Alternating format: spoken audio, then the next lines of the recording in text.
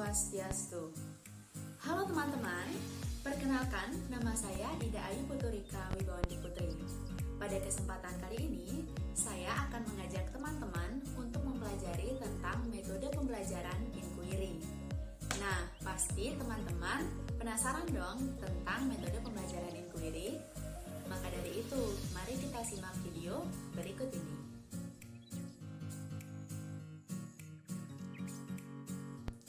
Nah, sebelum beranjak ke materi lebih dalam, alangkah baiknya kita dapat memahami hakikat metode pembelajaran inquiry. Ada 4 hakikat. Yang pertama, ada pendapat dari Jean Piaget dalam Sun and Trowbridge tahun 1973 yang mengatakan bahwa metode inquiry merupakan pembelajaran yang mempersiapkan situasi bagi anak untuk melakukan eksperimen sendiri. Dalam arti luas, hal ini ingin melihat apa yang terjadi, ingin mengartikan sesuatu, ingin menggunakan simbol-simbol dan mencari jawaban atas pertanyaan sendiri, menghubungkan penemuan yang satu dengan penemuan yang lain, membandingkan apa yang ditemukan dengan apa yang ditemukan orang lain. Nah, selanjutnya yang kedua, ada pendapat dari Hamalik tahun 2001 yang mengemukakan bahwa pembelajaran inquiry atau inquiry based teaching adalah suatu strategi yang berpusat pada siswa di mana kelompok-kelompok siswa dibawa ke dalam suatu persoalan atau mencari jawaban terhadap pertanyaan-pertanyaan di dalam suatu prosedur dan struktur kelompok yang digariskan secara jelas. Strategi pembelajaran inquiry menekankan kepada proses mencari dan menemukan. Materi pelajaran tidak diberikan secara langsung. Peran siswa dalam strategi ini adalah mencari dan menemukan sendiri materi pelajaran, sedangkan guru hanya berperan sebagai fasilitator dan pembimbing siswa untuk belajar. Nah, selanjutnya ada pendapat dari Kus Lanston dalam Dahar tahun 1991. Ia mendefinisikan bahwa model inquiry sebagai pengajaran di mana guru dan anak mempelajari peristiwa-peristiwa dan gejala-gejala ilmiah dengan pendekatan dan jiwa para ilmuwan. Selanjutnya, ada pendapat dari Wilson dalam Trowbridge tahun 1990 yang menyatakan bahwa model inquiry adalah sebuah model proses pengajaran yang berdasarkan atas teori belajar dan perilaku. Inquiry merupakan salah satu cara mengajar murid-murid bagaimana belajar dengan menggunakan keterampilan, proses, sikap, dan pengetahuan berpikir rasional. Berdasarkan definisi di atas, dapat disimpulkan bahwa inquiry merupakan suatu proses yang ditempuh siswa untuk memecahkan masalah, merencanakan eksperimen, melakukan eksperimen, mengumpulkan dan menganalisis data, dan menarik kesimpulan. Jadi, model inquiry ini, siswa terlibat secara mental maupun fisik untuk memecahkan suatu permasalahan yang diberikan guru. Nah, selanjutnya ada beberapa ciri-ciri strategi pembelajaran inquiry yang bisa dipahami. Ciri-ciri yang pertama yaitu strategi inquiry menekankan kepada aktivitas siswa secara maksimal untuk mencari dan menemukan. Artinya, strategi inquiry menempatkan siswa sebagai subjek belajar. Dalam proses pembelajaran, siswa tidak hanya berperan sebagai penerima pelajaran melalui penjelasan guru secara verbal, tetapi mereka berperan untuk menemukan sendiri inti dari materi pelajaran itu sendiri. Yang kedua, seluruh aktivitas yang dilakukan siswa diarahkan untuk mencari dan menemukan jawaban sendiri dari suatu yang dipertanyakan, sehingga diharapkan dapat menumbuhkan sikap percaya diri. Dengan demikian, strategi pembelajaran inquiry menempatkan guru bukan sebagai sumber belajar, akan tetapi sebagai fasilitator dan motivator belajar siswa.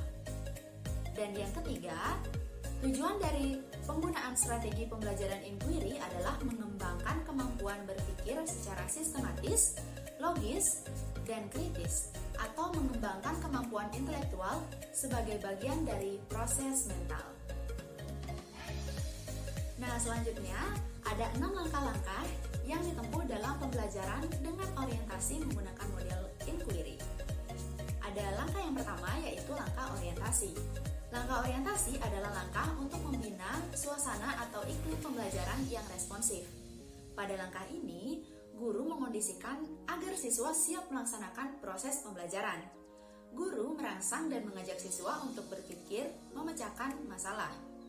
Langkah orientasi merupakan langkah yang sangat penting. Keberhasilan strategi ini sangat tergantung pada kemauan dan kemampuan siswa untuk beraktivitas. Langkah yang kedua yaitu merumuskan masalah. Merumuskan masalah merupakan suatu langkah yang membawa siswa pada suatu persoalan yang mengandung teka-teki. Persoalan yang disajikan adalah persoalan yang menantang siswa untuk berpikir memecahkan teka-teki itu. Dikatakan teka-teki dalam rumusan masalah yang ingin dikaji disebabkan masalah itu tentu ada jawabannya, dan siswa didorong untuk mencari jawaban yang tepat. Proses mencari jawaban itulah yang sangat penting dalam strategi inquiry. Oleh sebab itu, melalui proses tersebut, siswa akan memperoleh pengalaman yang sangat berharga sebagai upaya mengembangkan mental dan berpikir positif. Langkah yang ketiga yaitu merumuskan hipotesis. Hipotesis adalah jawaban sementara dari suatu permasalahan yang sedang dikaji. Sebagai jawaban sementara, hipotesis perlu diuji kebenarannya. Perkiraan sebagai hipotesis bukan sembarang perkiraan, tetapi harus memiliki landasan berpikir yang kokoh, sehingga hipotesis yang dimunculkan itu bersifat rasional dan logis.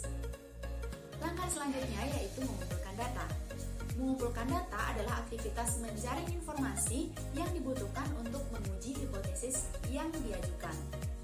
Dalam strategi pembelajaran inquiry, pengumpulan data merupakan proses mental yang sangat penting dalam pengembangan intelektual.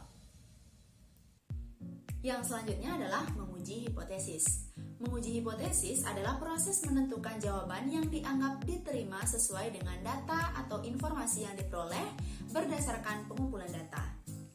Dalam menguji hipotesis, yang terpenting adalah mencari tingkat keyakinan siswa atas jawaban yang diberikan. Di samping itu, menguji hipotesis juga berarti mengembangkan kemampuan berpikir rasional. Artinya, kebenaran jawaban yang diberikan bukan hanya berdasarkan argumentasi, akan tetapi harus didukung oleh data yang ditemukan dan dapat dipertanggungjawabkan. Yang terakhir adalah merumuskan kesimpulan. Merumuskan kesimpulan adalah proses mendeskripsikan temuan yang diperoleh berdasarkan hasil pengujian hipotesis. Merumuskan kesimpulan merupakan gongnya dalam proses pembelajaran. Sering terjadi karena banyak data yang diperoleh menyebabkan kesimpulan yang dirumuskan tidak fokus pada masalah yang dipecahkan. Karena itu, untuk mencapai kesimpulan yang akurat, sebaiknya guru mampu menunjukkan pada siswa data mana yang relevan. Strategi pembelajaran inquiry merupakan strategi pembelajaran yang banyak dianjurkan. Karena strategi ini memiliki beberapa keunggulan.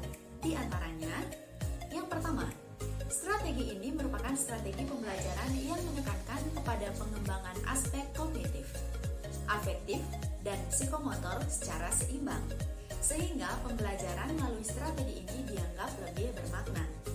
Keunggulan yang kedua, yaitu strategi ini dapat memberikan ruang kepada siswa untuk belajar sesuai dengan gaya belajar mereka. Dan yang ketiga, strategi ini merupakan strategi yang dianggap sesuai dengan perkembangan psikologi belajar modern yang menganggap belajar adalah proses perubahan tingkah laku berkat adanya pengalaman. Di samping memiliki keunggulan, strategi ini juga mempunyai kelemahan. Ada 3 kelemahan. Yang pertama, jika strategi ini digunakan sebagai strategi pembelajaran, maka akan sulit mengontrol siswa dalam kegiatan dan keberhasilan siswa. Yang kedua, strategi ini sulit dalam merencanakan pembelajaran. Oleh karena itu, terbentur dengan kebiasaan siswa dalam belajar. Dan yang ketiga, kadang-kadang dalam mengimplementasikannya memerlukan waktu yang sangat panjang sehingga sering sekali guru sulit menyesuaikan dengan waktu yang telah ditentukan. Nah, demikianlah penjelasan mengenai metode pembelajaran inquiry. Semoga menjadi manfaat dalam perkembangan model pembelajaran ke depannya. Akhir kata, saya tutup dengan terima kasih dan sampai jumpa. Om Santi Santi Santi Om.